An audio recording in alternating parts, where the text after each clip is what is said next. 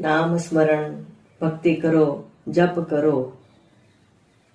જપ, ભક્તિ, ભજન કરવું કે સાંભળવું પણ ભક્તિ જ કહેવાય છે. શા માટે આટલું બધું નામ જપ કરવા માટે કહીએ છીએ?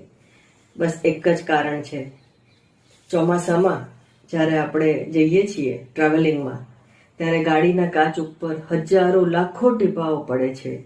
એક જ વાઇપર ઇનફ છે.